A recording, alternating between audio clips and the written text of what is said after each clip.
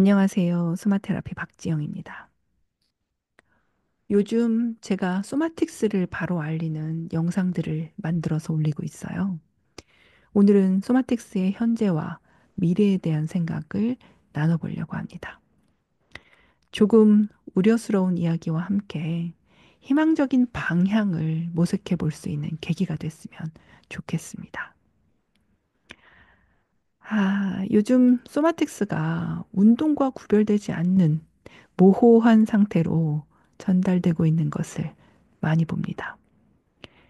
이 동작 중심의 운동과 탐구 중심의 소마틱스는 근본적으로 몸을 움직이는 목적이 다르거든요. 이렇게 본질적인 이해 없이 단순히 보기에 움직이니까 기존의 운동과 섞여서 구별 없이 전달되고 있는 것 같은데, 소마틱스가 운동과 구별 없이 전달이 되기 시작하면 미래는 매우 어둡습니다. 그런데 지금 한국의 소마틱스가 그 길을 가려고 하는 것 같아요. 요즘 그래 보입니다. 처음 알려질 때 분위기를 잘못하면요, 나중에 인식 바꾸는 건 거의 불가능하다고 봐야 돼요. 그럼 이제 소마틱스는 극소수의 매니아층만 있는 메소드로 전락하게 될 거예요.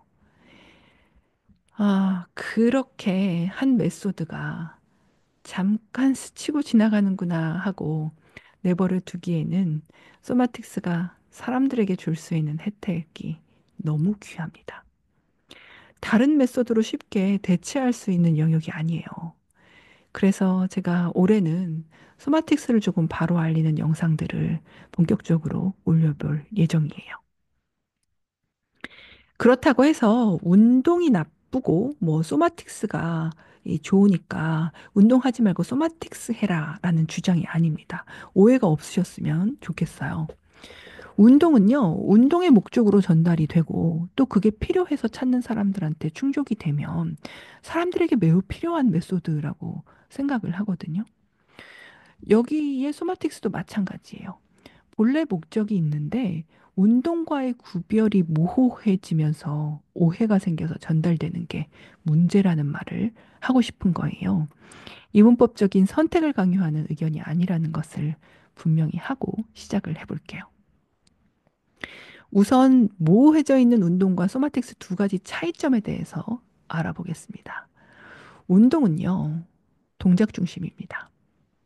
선생님이 알려주는 동작을 빨리 익혀서 얼마나 많이 반복하고 얼마나 많은 중량을 이겨내는가 하는 과정에서 이제 부족했던 운동량을 채워주면서 여러 가지 혜택이 있죠. 그래서 많이 안 움직여서 부족했던 이 근력을 높여주고 또 적정 근력을 유지해주고 적정 체중을 유지할 수 있게 해주는 효과들이 있어요. 또 이제 바디라인을 멋지게 가꿀 수도 있고 운동을 하는 과정에서 이렇게 대사, 순환 이런 것들이 이제 활성화되면서 건강에도 도움이 많이 되죠. 또 일단 움직이면 활력이 느껴지면서 기분도 좋아져요. 등등 진짜 운동을 하면 긍정적인 혜택이 무수히 많습니다.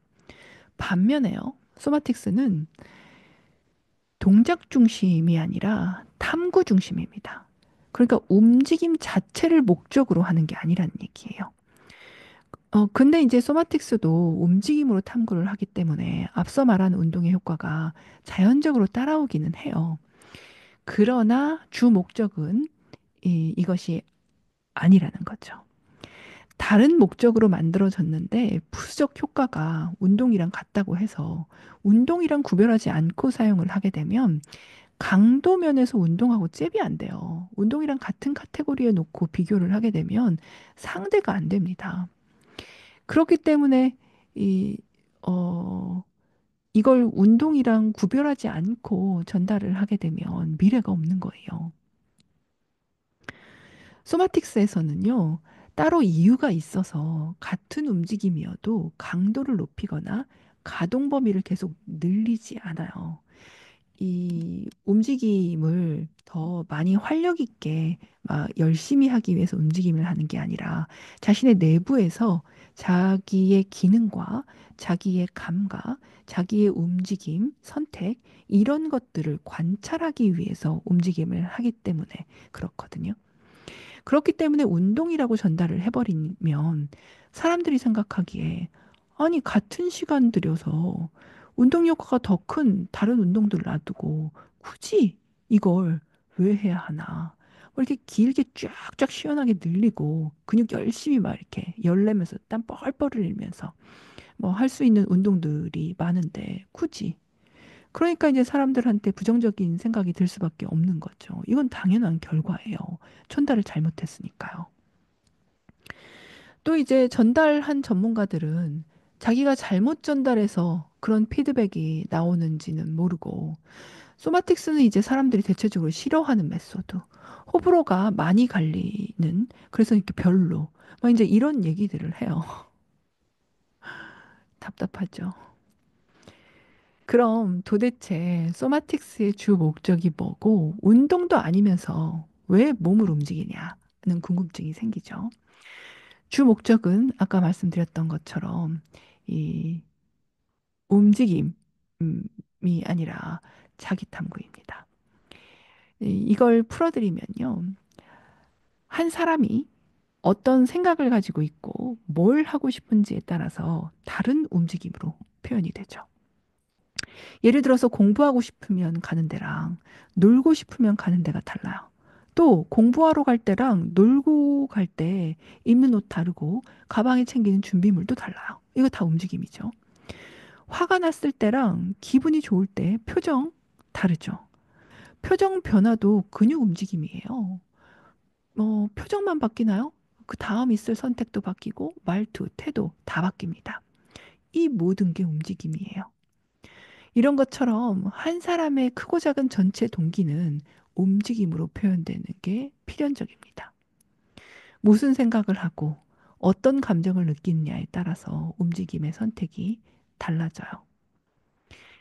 이런 움직임을 관찰하면요.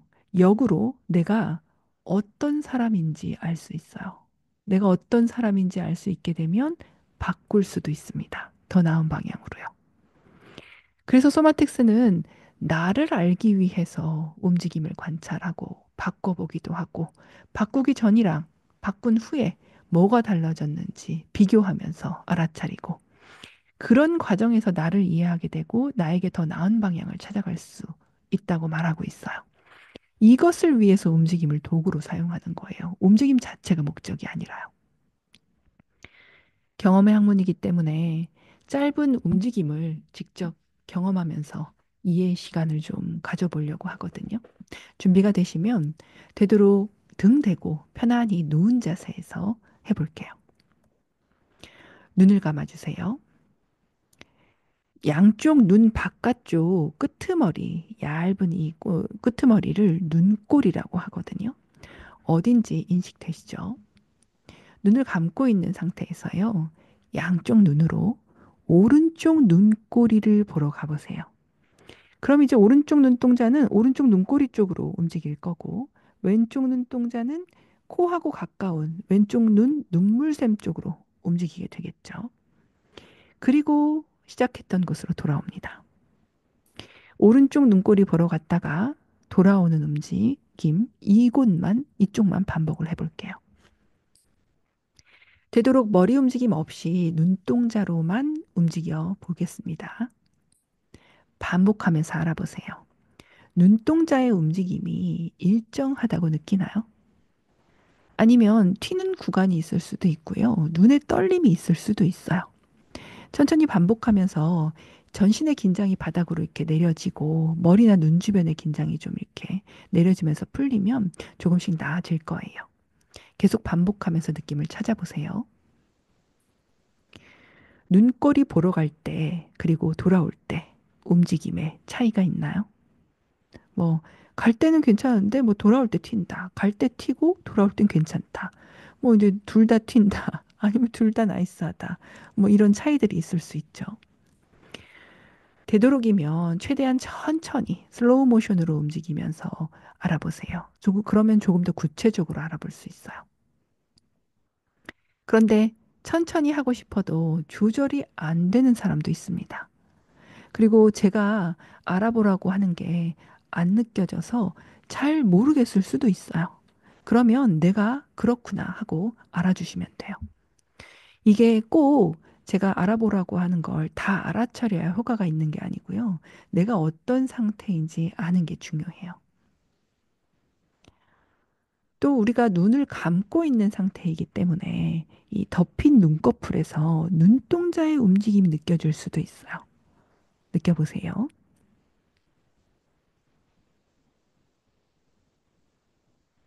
그리고 갔다 올 때 얼만큼의 거리로 눈동자가 움직인다고 느끼나요? 또 눈꼬리를 보러 갈 때요. 눈 주위가 약간 이렇게 뻐근하게 근육이 좀 더 사용되는 느낌이 드는 구간도 있나요? 돌아올 때 일정한 곳으로 돌아와요. 이렇게 관찰하는 모든 것들을 바꾸려고 하지 말고 어떤지 알아보세요.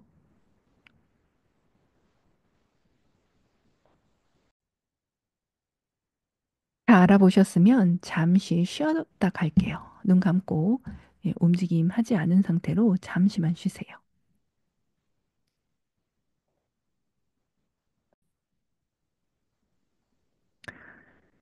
자, 이번에는 반대쪽. 눈을 감은 상태로 왼쪽 눈꼬리 보러 갔다 돌아옵니다. 오른쪽 눈꼬리 볼 때랑 다른가요? 눈동자가 움직이는 거리나 움직임의 질, 느낌, 뭐, 뭐가 다른지 감각해 보세요. 왼쪽 움직임은 오른쪽과 다를 수 있어요. 대부분의 사람들이 좌우측의 차이가 납니다. 그래서 오른쪽 움직였던 만큼 왼쪽을 움직이기 위해서 애쓰지 마세요. 왼쪽의 상태를 알아차리고 거기에 맞는 왼쪽의 움직임을 해주시면 돼요.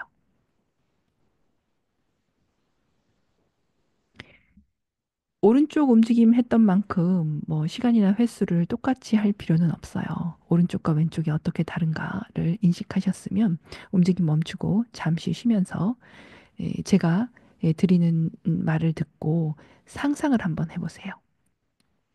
눈은요, 이 우리가 이 바깥에서 보는 것은 눈의 아주 일부분이에요. 이 눈의 대부분은 안와 깊숙이 안쪽에 자리 잡고 보호되어 있거든요. 위치는 입천장 바로 위에 있어요. 눈구멍이라고 불리는 아주 얇은 뼈로 둘러싸여져 있는 공간 안에 이렇게 위치해 있습니다.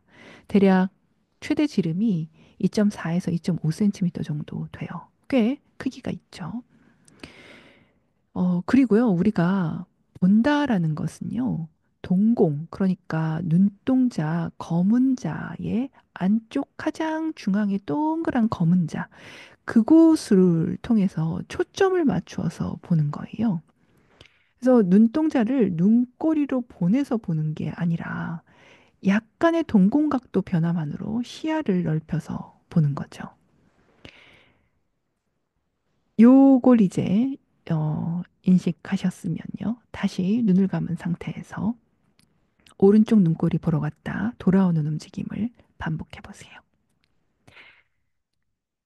그렇게 반복하시면서 새롭게 들은 아이디어, 자신의 이 눈의 구조를 새롭게 듣고 움직임의 질이 바뀌었는지 알아봅니다.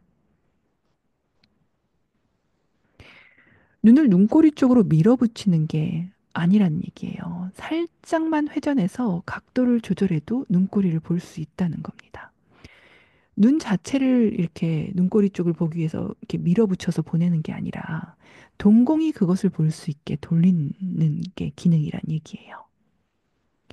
그러면 이제 눈 주위의 근육이 막 이렇게 더 사용되면서 뻐근한 느낌이 없이도 볼 수 있게 되는지 해보세요. 또 누워있는 곳에서요. 이 움직임이 시작되는 눈동자가 대체로 눈 중앙에 있는 상태랑 눈거리를 보러 가는 위치는 높낮이가 다르죠. 눈꼬리 보러 가는 곳은 약간 내리막길이잖아요. 이 얼굴의 이 형상 때문에. 그래서 이 눈동자는 또 무게가 있기 때문에 중력의 도움을 받으면서 눈꼬리를 보러 내려갈 수 있어요. 또 돌아올 때는요. 갈 때 사용됐던 이 눈 주변에 있는 조직들이 길어졌다 돌아오고 짧아졌다가 돌아오는 이 탄성력에 의해서 제자리로 돌아올 수 있습니다. 생각보다 눈 움직임에 큰 의도가 필요 없을 수도 있다는 정보를 드리고 있는 거예요. 아까보다 더 적은 움직임의 의도로 눈을 움직일 수 있는지 알아보시고요. 계속 반복합니다. 그리고 돌아올 때는요, 의도가 필요 없어요. 이게 무슨 말이냐면, 눈꼬리를 보겠다는 이 의도를 가지고 눈꼬리 쪽으로 이렇게 눈을 돌리잖아요. 그리고 돌아올 때는 돌아가겠다는 의도가 아니라 눈꼬리를 보겠다는 의도만 천천히 내려놓으면 눈동자는 중앙으로 돌아옵니다.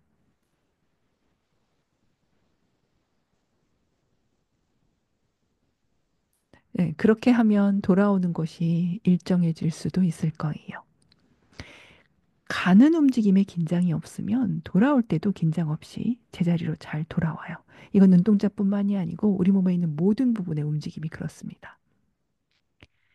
반복하시면서요, 어떤 변화가 생겼는지 알아보세요. 이렇게 소마틱스는요, 움직이면서 나를 탐구하고 나를 이해하는 일련의 과정을 중요시해요. 눈동자는요, 지금처럼 움직이는 기능을 원래부터 가지고 있었어요. 뭐, 우리 모두에게 있는 기능입니다. 단지 내가 그 기능을 잘못 오해해서 잘못 사용하는 거예요. 이런 잘못된 방법이 반복이 되면 이제 기능이 떨어지죠. 대중적으로 알려진 눈 운동, 여러분이 지금 경험한 것하고 매우 다르죠. 눈 주변의 6개 근육을 강화해야 한다며 기능하고는 전혀 상관없는 디렉션으로 그냥 눈을 위아래 좌우로 여러 번 반복해서 근육 강화를 하면 눈 건강에 도움이 된다. 뭐 이제 이렇게 이야기를 해요. 아마 이 영상 이전에 눈 움직임, 눈 운동 해보신 분들 꽤 있을 겁니다. 지금 유튜브만 찾아봐도 그렇게 가르치고 있어요. 눈동자는 이 눈 주변을 이렇게 구획하고 있는 뼈로 이 막혀 있기 때문에요. 눈동자를 막 열심히 밀어붙이면 갈 데가 없어요. 갈 데가 없는데 막 이렇게 열심히 밀어붙이니까 눈 주변이 막 이제 뻐근해요. 이렇게 갈 데 없는 벽에다 대고 힘쓰는 거랑 같은 맥락인 거죠. 근데 이제 그런 느낌이 근육이 강화되고 눈이 건강해지는 방법이라고 말하고 있어요. 오늘날 근육 운동의 대부분이 이렇게 기능하고 관계없는 저항 운동으로 근육을 키우면서 그게 일상을 사는데 건강에 도움이 된다고 말하고 있는 현실이죠. 이게 어디 운동센터만 그런 게 아니고요. 전문의들이 알려주는 운동도 크게 다르지 않다는 것을 아마 유튜브를 통해서 어렵지 않게 확인할 수 있을 거예요. 요즘 시대가 좋아져가지고 유튜브 진짜 이 의사 선생님들도 되게 많이 하시잖아요. 한번 보세요. 그 기능하고 전혀 관계없는 이 고전적인 이런 운동 해석을 가지고 운동 가르치는 곳이 거의 대부분입니다. 이런 식으로 기능하고 전혀 관계없는 잘못된 방법으로 힘만 써가지고 반복하면 할수록 계속 조직은 상처 입고요. 긴장하게 되고 구조 변형 오게 되고 그다음에 이제 통증, 병증까지 이어지는 거예요. 이처럼 우리 몸의 구조는요, 각 부분의 관절 모양에 따라서 원래 움직이는 기능이 정해져 있어요. 그래서 원래 바르게 움직이려고 하는 기능 자체가 몸에 내재되어서 존재하고 있어요.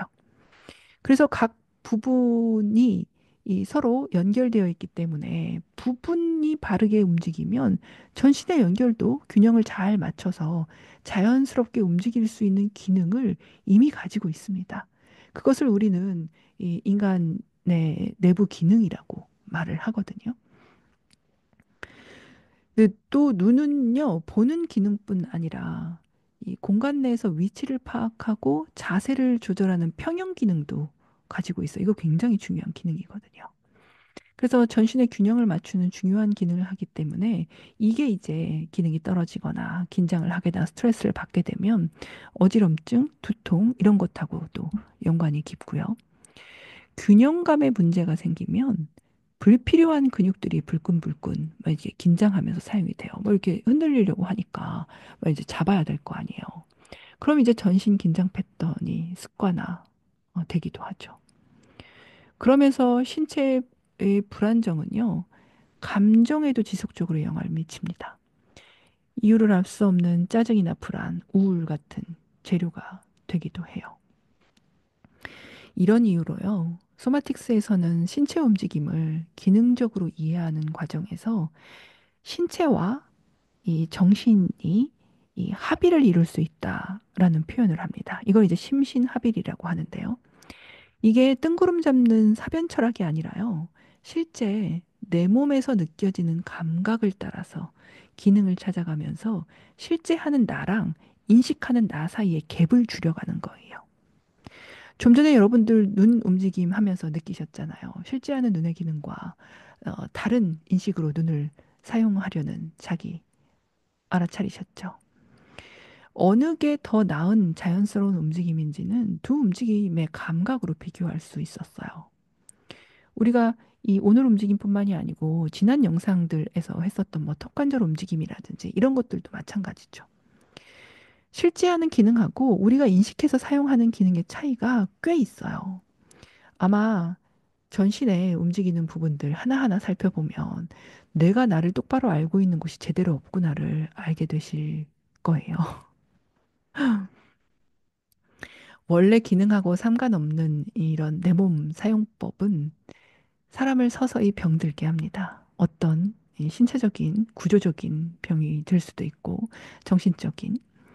그래서 감정과 사고의 표현 창구가 신체의 움직임이기 때문에 여기에 오해가 생기면 어떻게 될까요? 실제 하는 나를 표현하는 방법에 오류가 생기겠죠.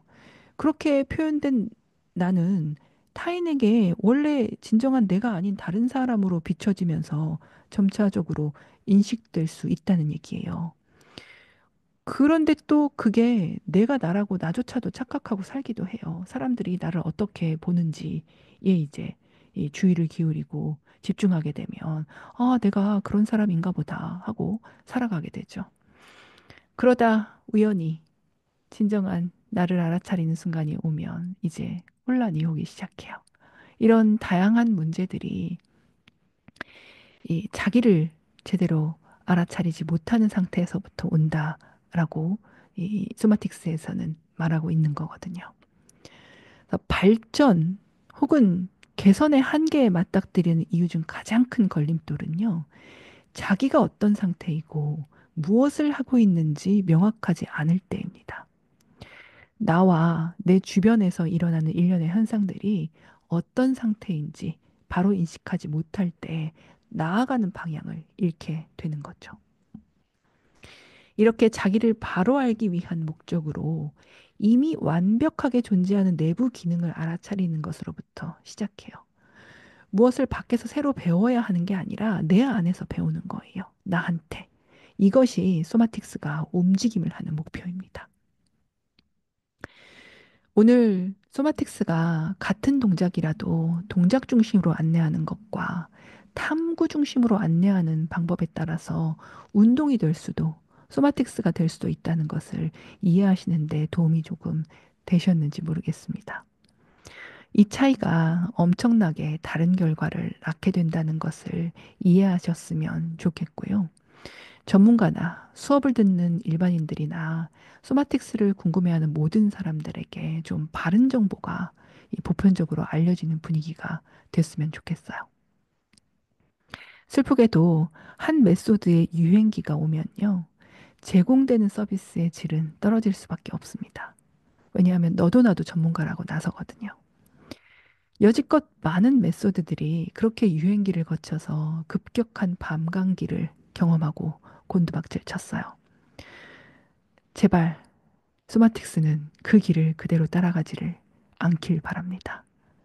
그러기에는 이 메소드가 사람들에게 줄 혜택이 너무 귀합니다. 다음 시간에 뵙겠습니다.